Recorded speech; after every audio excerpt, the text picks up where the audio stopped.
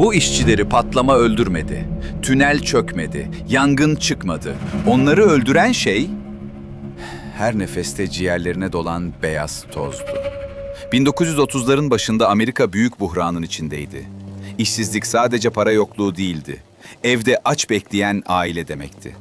Bu yüzden West Virginia'daki bir tünel işi birçok adam için hayata tutunma şansı gibi göründü. İş ilanı ölüm kokmuyordu. Düzenli ücret, sıcak yemek ve aileye para gönderme umudu vaat ediyordu. Güneyden ve çevre eyaletlerden yüzlerce işçi bu umutla Golly Mountain'a geldi. Gelenlerin büyük bölümü siyah işçilerdi. Jim Crow Amerika'sında seçenekleri zaten azdı. En ağır işlerin, en kirli işlerin, en tehlikeli işlerin onlara düşmesi kimseyi şaşırtmıyordu. Dağın eteğinde kurulan kamplarda yorgun erkekler sıra bekliyor, isimler yazılıyor, vardiyalar belirleniyordu. O gün kimse iş sözleşmesinin aslında yavaş işleyen bir ölüm fermanı olduğunu bilmiyordu. Projeyi kağıt üzerinde anlatmak kolaydı. New River'ın suyu dağın içinden geçirilecek, hidroelektrik güç üretilecek, bu güç Aloy'daki sanayi tesisine akacaktı. Modern endüstri için büyük bir mühendislik zaferi gibi görünüyordu. Ama o zaferin kalbi, Golly Mountain'ın içinden açılan karanlık tüneldi. Dar, havasız, gürültülü bu yer, makinelerin çalıştığı bir şantiye değil, insanların nefesini çalan bir kutu gibiydi. Sorun tünelin sadece dar olması değildi. Dağın bazı bölümleri neredeyse saf silika taşıyordu. Kaya her delindiğinde, her patlatıldığında havaya ölümcül kristal parçacıkları karışıyordu. Bu işte kullanılan yöntem kuru delmeydi. Tozu bastıracak su yoktu ya da çok azdı. Güçlü havalandırma yoktu, maske yoktu. Yani tehlikeyi durduracak her şey ya eksikti ya da önemsiz sayılmıştı. Kısa süre sonra tünelin içi beyaz bir sisle dolmaya başladı. Bu sis buhar değildi, duman değildi. Mikroskobik silika tozuydu. Görüşü azaltıyor, boğazı yakıyor, ciğerlere sessizce yerleşiyordu. İşçiler vardiya boyunca delici makinelerin yanında çalışıyor, raylı vagonlara moloz yüklüyor, tekrar aynı beyaz bulutun içine giriyordu. Birkaç dakika içinde yüzler, saçlar, kıyafetler aynı renge bürünüyordu. Tünelden çıkan adamlar sanki kireçle kaplanmış gibiydi.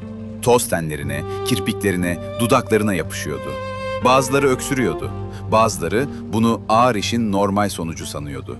Asıl tehlikenin içeride kaldığını henüz kimse görmüyordu. Silika görünür bir tozdu ama gerçek hasarı görünmezdi. O küçük parçacıklar ciğere giriyor, dokuyu yaralıyor, yara dokusu oluşturuyor, nefes alınacak alanı her gün biraz daha küçültüyordu. Bugün buna silikozis diyoruz. Tedavisi olmayan, ilerledikçe nefesi çalan bir hastalık. Hawks Nest işçileri ise önce sadece yorulduklarını düşündü. Sonra merdiven çıkarken zorlandılar. Ardından yürümek bile işkenceye dönüştü. Öksürük arttı, göğüsleri sıkıştı. Bazıları yatakta doğrulmadan nefes alamaz hale geldi. Bazıları genç yaşta, birkaç ay önce sapasağlam girdikleri işten kemikleşmiş ciğerlerle çıkıyordu. Bu ölüm hızlı değildi. Bir patlama gibi tek anda gelmiyordu. Yavaş, boğucu ve inatçıydı.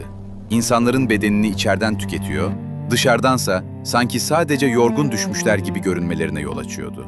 En karanlık nokta şuydu: bu tehlike tamamen bilinmez değildi. Sert kaya işlerinde silika riski daha önce de biliniyordu. Ama burada üretim hızı insan bedeninin önüne konmuştu. Üstelik proje resmiyette bir maden değil, sivil mühendislik işi gibi görülüyordu. Kağıt üzerindeki bu sınıflandırma, madencilikte beklenebilecek bazı güvenlik önlemlerini fiilen devre dışı bıraktı.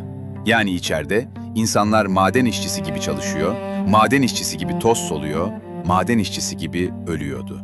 Ama sistem onların ölümünü başka bir dosyada saklayabiliyordu. Hastalanan işçiler arttıkça bir başka karanlık perde devreye girdi. Silikozis demek yerine bazı çevreler bu tabloyu tanelitis diye anmaya başladı.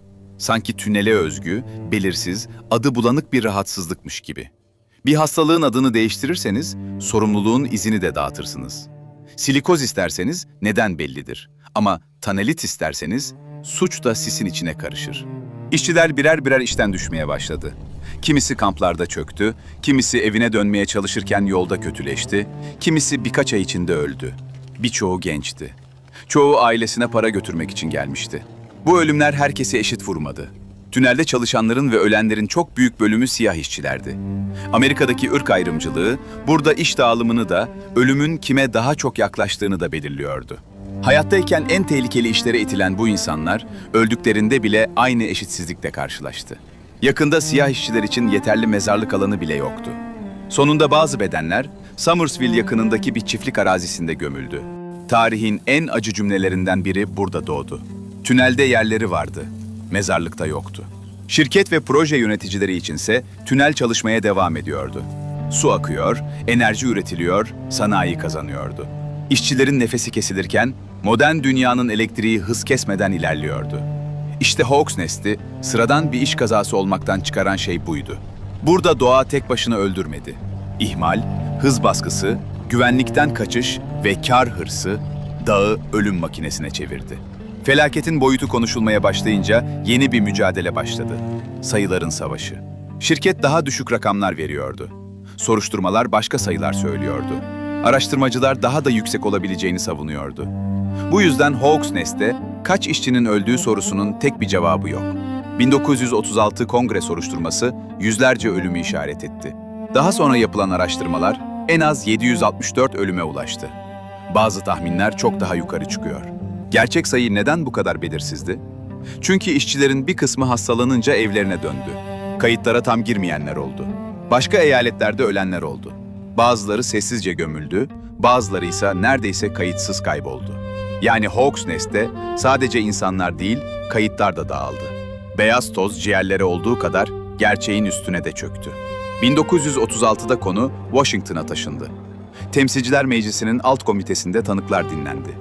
İşçiler, gazeteciler, sosyal hizmet uzmanları ve uzmanlar Hawks Nest'te ne olduğunu anlatmaya başladı. Bu ifadeler çok önemliydi. Çünkü ilk kez tünelin içindeki ölüm, ülkenin siyasi merkezinde dillendiriliyordu. Sessiz kalan dağ değil, susturulan insanların hikayesiydi konuşan.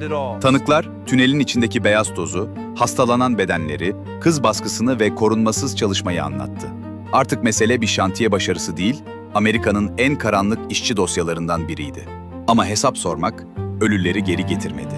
Davalar, ödemeler, raporlar ve kamuoyu baskısı geldi. Yine de birçok aile için gerçek adalet hiçbir zaman tam olarak gelmedi. Çünkü Hawks Nest'te ölüm sadece bedeni almamıştı. Kimlikleri, sayıları ve hafızayı da parçalamıştı.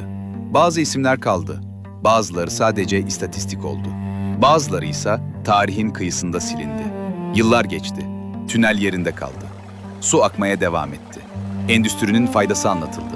Ama bu altyapının içine gömülen işçilerin nefesi, projeyi açıklayan teknik çizimlere hiçbir zaman sığmadı. Hawks Nest'in karanlığı geçmişte kalmış bir ayrıntıda değil. Çünkü silika bugün de taş kesen, kaya delen, maden açan, beton kıran işçiler için ciddi bir tehdit olmaya devam ediyor. Yani bu hikaye yalnız 1930'ların West Virginia'sına ait değil. Her yerde aynı soru tekrar soruluyor. Bir iş ne zaman sadece iş olmaktan çıkar ve insan hayatını harcanabilir sayan bir sisteme dönüşür? Hawks Nest tüneli bugün hala duruyor.